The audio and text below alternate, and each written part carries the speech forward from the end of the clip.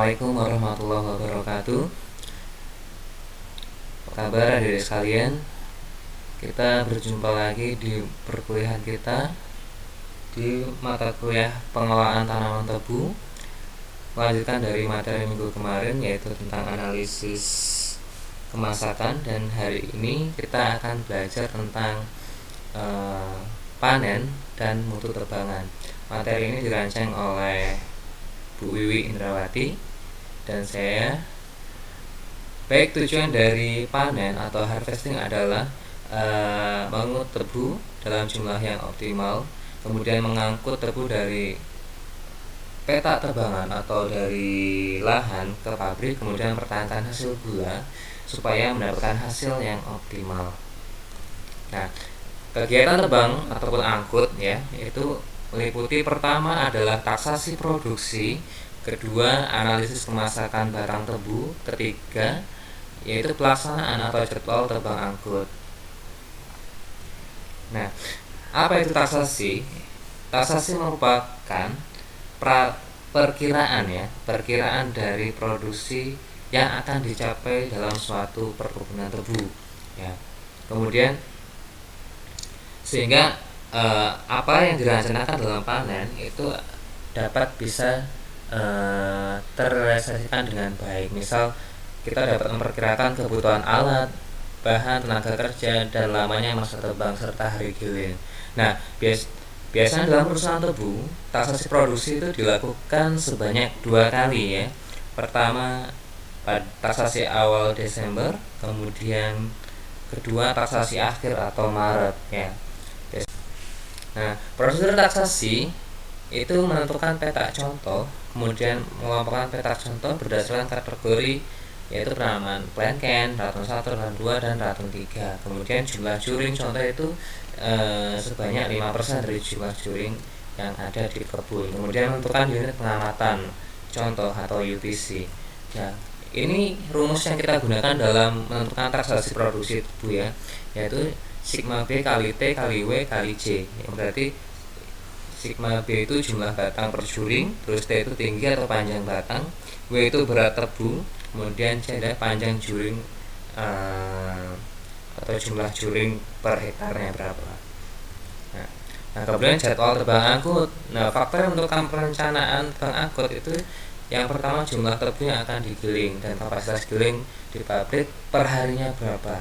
Nah, misalnya nih, diperkirakan hasil tebu giling tahun ini adalah 900.000 ton, sedangkan kapasitas pabrik itu 6.000 TCD ya, artinya jadi lamanya giling itu sama dengan 900.000 ton per 6.000 ton per hari. Jadi didapatkan jumlah harinya adalah 150 hari atau 5 bulan. Nah, kemudian jadwal tebang angkut selanjutnya meliputi kesiapan pabrik. Artinya jika pabrik belum siap, maka tebu belum bisa digiling pada pabrik tersebut. Biasanya kalau misal pabrik itu mengalami kendala, maka hasil tebu ditebang dan dikirim ke pabrik lain. Kemudian keadaan iklim yang paling mempengaruhi dari tebang tebu itu adalah curah hujan. Kalau curah hujan terlalu tinggi, maka tebang tebu akan sedikit mengalami kendala. Kemudian kemasan barang tebu ya, kalau barang tebu belum masak atau belum matang, maka belum bisa dipanen. Kemudian ketersediaan tenaga terbang atau armada angkut panen ya, kebanyakan di Indonesia itu masih menggunakan jasa orang atau secara manual ya untuk melakukan panen tebu. Jadi sehingga jika armada yang tidak ada, maka tidak bisa terlaksana dengan tepat. Nah, terbang angkut itu ada 3 cara terbang. Pertama adalah manual, terus semi mekanis, dan juga mekanis. Nah, terbang manual itu merupakan terbangan yang dengan sistem menggunakan tenaga manusia ya, sedangkan transportasinya menggunakan truk.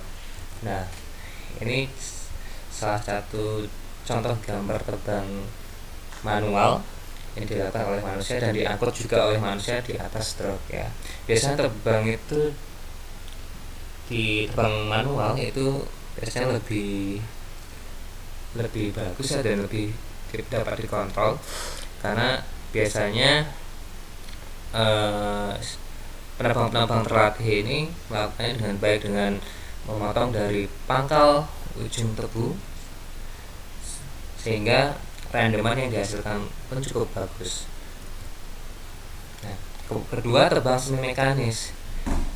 Ini perpaduan antara terbang manual dan juga menggunakan alat. Nah, menerbangnya juga dengan masih menggunakan tenaga manusia. Kemudian cara angkutnya dengan menggunakan alat. Di sini alatnya namanya grab loader, seperti traktor ya. Kemudian dengan trailer, biasanya trailer gandeng 2 ya. Kemudian sistem pembayaran bagi penerbang berdasarkan luasan area yang telah diterbang. Nah, dan biasanya satu penerbang itu dijatah atau luasannya itu adalah sekitar 2-4 hektar, dan satu ikat lilitan tebu adalah 30-50 batang tebu. Nah, kemudian selanjutnya adalah cara mekanis. Nah, ini sudah menggunakan alat ya. Alatnya bernama sugarcane harvester yang diikuti dengan truk. Nah, alatnya dioperasikan saat biasanya mendekati hari raya atau hari Idul Fitri ya, karena banyak karyawan atau tenaga kerja yang cuti ya. Kemudian kontribusi pergerakan tebu kotor hanya 5% dari total tebu selama satu musim giling. Nah, ini alatnya ya.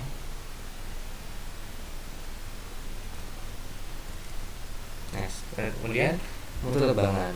Nah, mudah atau sukarnya proses pengolahan tebu menjadi gula sangat dipengaruhi oleh baik atau tidaknya bahan baku tebu yang akan digiling. Nah, faktor-faktornya meliputi kotoran tebu atau teras, misal daun kering, daun hijau, pucuk, tebu mati atau kering, tebu muda, tanah, pasir, dan lain-lain. Nah, makin tinggi kotoran yang terangkut di pabrik, maka akan mempengaruhi dari rendeman tebu itu sendiri. Nah, contoh soal seperti ini. Bila kandungan teras yang terikut dalam proses fabrikasi 10%, sedangkan yang diperoleh maksimum 5%. Nah, jumlah tebu yang digiling selama musim giling 8 juta ton. Bahan kering dari sampah yang menjadi ampas atau teras 20%, dan pol sampah terakhir 1,5%. Nah, berapa kerugian akibat kotoran atau teras yang terikut tersebut, dan berapa nilai kerugian dalam bentuk rupiah bila harga pabrik ya, harga gula maksudnya itu adalah 8.500 per kilogram. Nah, ini penjelasannya seperti ini. Kotoran tidak diperbolehkan, jadi 10 dikurang 5, karena yang dibolehkan hanya 5%, berarti kotorannya tertinggal 5%. Nah, 5% dikali dari jumlah hasil satu musim itu, yaitu 8 juta ton, menjadi 400.000 ton. Nah, jika diketahui bahan kering dari teras itu 20% yang menjadi ampas ya, jadi jumlah kotoran yang menjadi ampas adalah 20% dikali 400.000 ton, itu sama dengan 80.000 ton. Nah, bila pol ampas, pol itu yang menjadi gula ya maksudnya ya. Bila pol ampas akhir itu 1,5%, maka kehilangan gula yang disebabkan oleh kotoran atau teras itu 1,5% dikali 80.000 ton.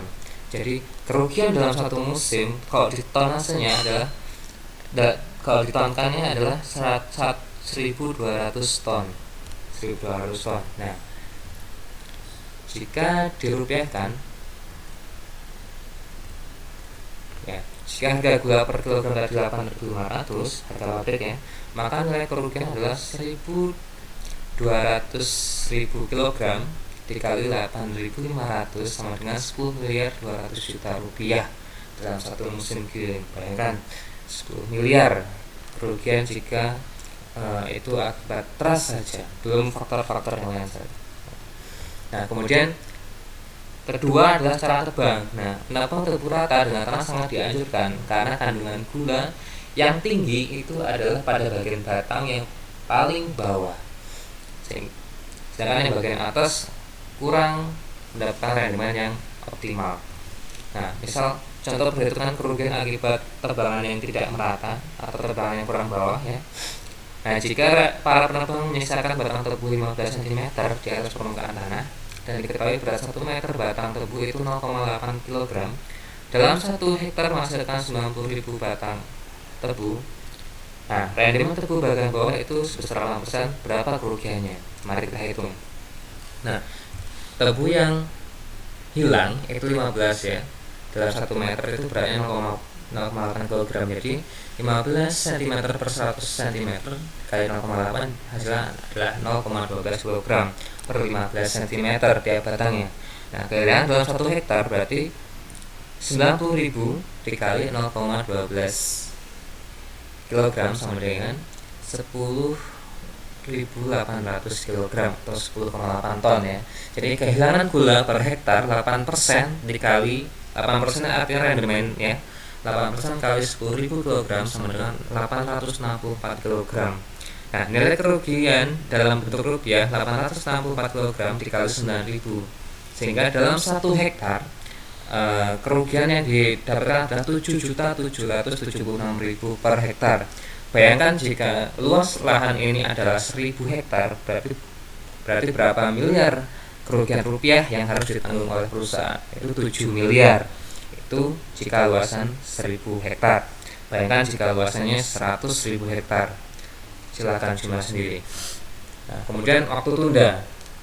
Jadi adik-adik sekalian, ketika tebu itu semakin lama ditunda, setelah ditebang semakin lama ditunda untuk digiling, maka itu akan menurunkan hasil rendemen.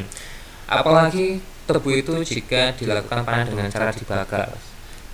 Jika dengan cara dibakar, kalau misalnya tebu hijau ya, itu memerlukan waktu maksimal masa tumbuhnya adalah 48 jam ya. Sedangkan untuk tebu bakar itu maksimal itu 36 jam. Sehingga jika lebih dari waktu itu maka rendemen akan turun. Apalagi yang tebu bakar maka rendemennya turun sangat drastis sekali. Ya. Oke, baik, itu saja yang dapat saya sampaikan.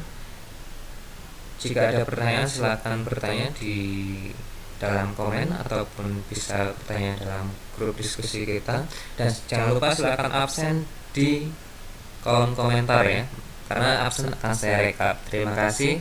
Saya akhiri. Wassalamualaikum warahmatullahi wabarakatuh.